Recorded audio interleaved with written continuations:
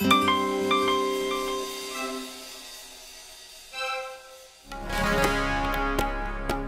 TV is a co-production of Minnesota's Emergency, Community, and Health Outreach Collaborative of Health, Safety, Emergency Preparedness, Ethnic and Nonprofit Agencies, and TPT's Minnesota channel.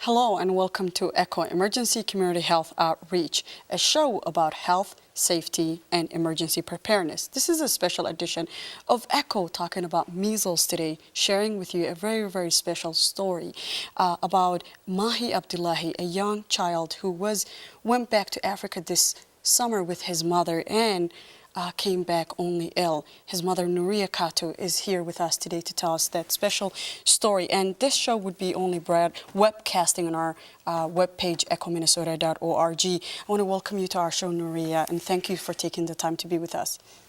You're welcome. And also sitting right next to Nuria is Chris Arminson of Minnesota Department of Health. She's the Director of Infection Disease Control. Thank you so much.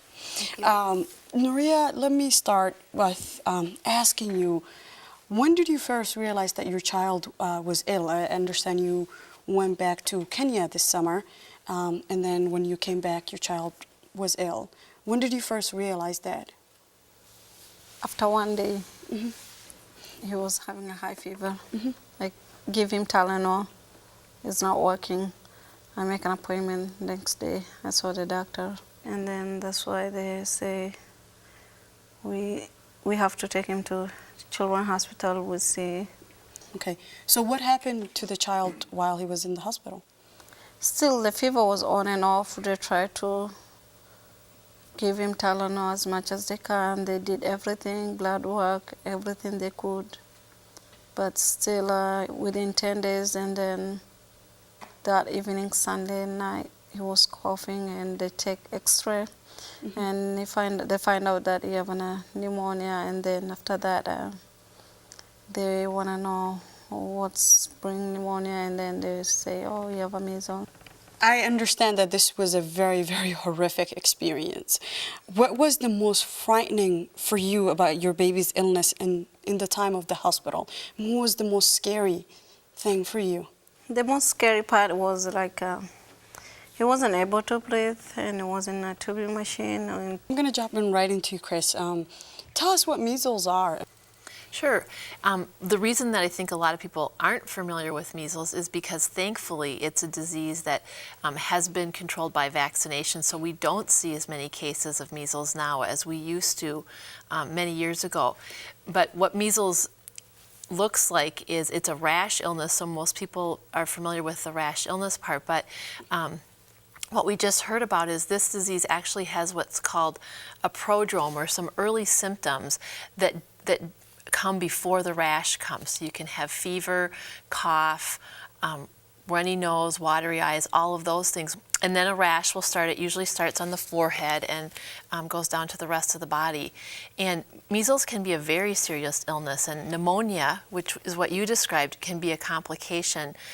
You can have other serious complications from measles, and that's why we're very encouraging for people to take the vaccine, the MMR vaccine that can protect against measles, just because it can be very serious. And as you said, it's very scary to see your child in that position. So before you traveled to Africa, did you visit a doctor?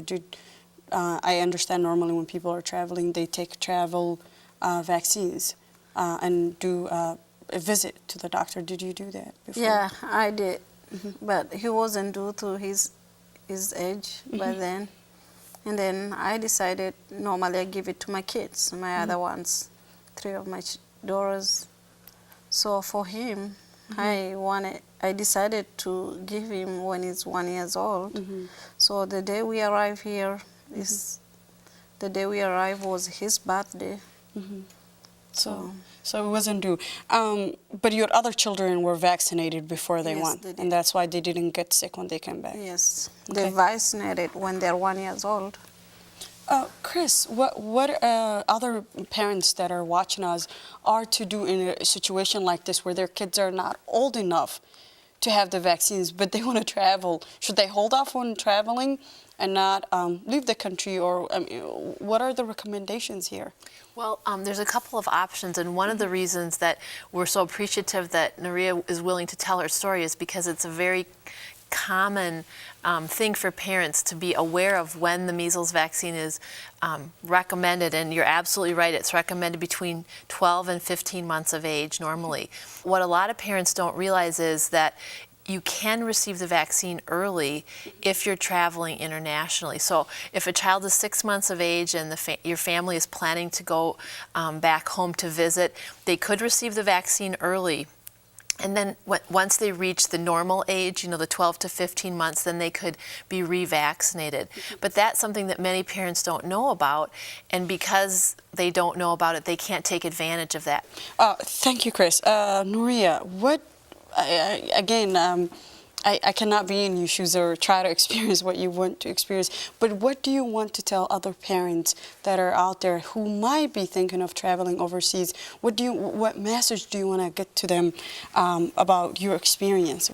I want to tell them that they don't have to travel around. My sister-in-law too, she brought her daughter to come and visit me, and the same thing happened to her. She was in a hospital while I was in a hospital too.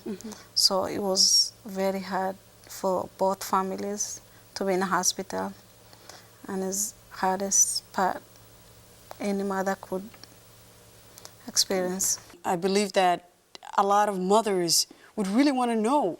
Not every mother, I'm assuming, would want to see her baby in a hospital laying down and have all these machines running. They want their little children happy running around.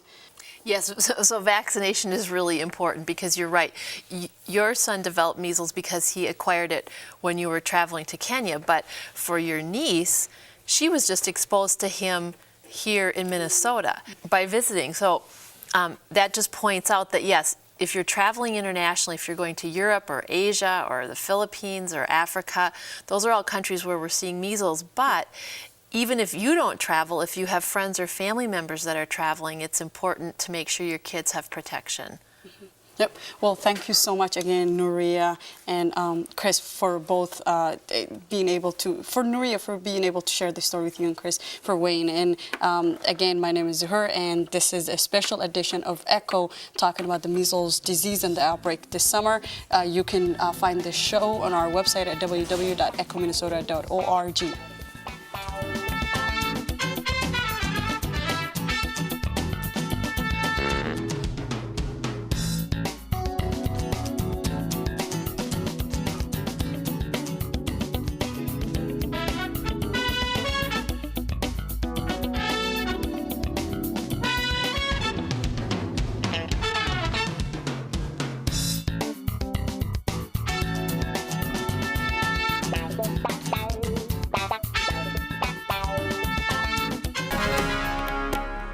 ECHO TV is a co-production of Minnesota's Emergency, Community, and Health Outreach Collaborative of Health, Safety, Emergency Preparedness, Ethnic and Nonprofit Agencies, and TPT's Minnesota Channel.